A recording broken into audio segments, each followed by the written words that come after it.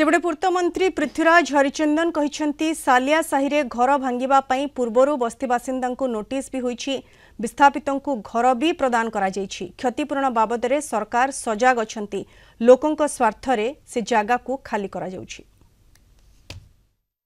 कोनोसी जगह जोर जबरदस्त करके कोनोसी प्रकार एविक्शन करा जाउ नाही, किंतु पब्लिक इंटरेस्ट दृष्टि जेहेतु से रास्ताटा ऊपर संपूर्ण रूप निर्भर करुच्ची जयदेव विहार नंदनकानन रास्तार कंस्ट्रक्शन काम आरंभ करवा एपटे आम प्रस्तुत अच्छु जयदेव विहार काम आरंभ करिया, किंतु अल्टरनेट रास्ता नहेले से काम को आरंभ करि हबनी। से दृष्टि आम मासे भितर ए काम को सारिबा को चाहूचु।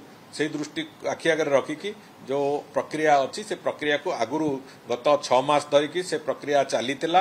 नोटिस दबा तांको बारंबार डिस्कशन करवा, जो माने तांको उसुकौतिले जो नेता माने तांको सहित भी आलोचना करवा, सबु दिग को बीएमसी तरफ ताको करा जाइतिला एवं जेतेबेले सेथिरे से माने सम्मति देले तापरे ही ए जो एविक्शन प्रोसेस आरंभ होईची। आज जो माने करूचंती से माने अजथारे सेथिरे गुडिये इंड्यूस्ड गंडगोल परिवार प्रक्रिया को जाउचंती। तेणुकरी मु भाबुची से भलिया कोनोसी कथा न करिकी सहयोग करंतु एवं जो माने सेठी एविक्ट हेबे समस्तंकु घर दबार प्रकरण भी अर्बन डेवलपमेंट डिपार्टमेंट संपूर्ण रूपे करुच्ची, जोटी जो लो कस्ट हाउसिंग रे तांको घर दबार समस्त योजना भी हो सारी। तेणुकरी समस्ते एथिरे कोऑपरेट कले मु भाबुची भुवनेश्वर डिकंजेशन पई ए निश्चित भाव गोटे बड़ पदक्षेप हो।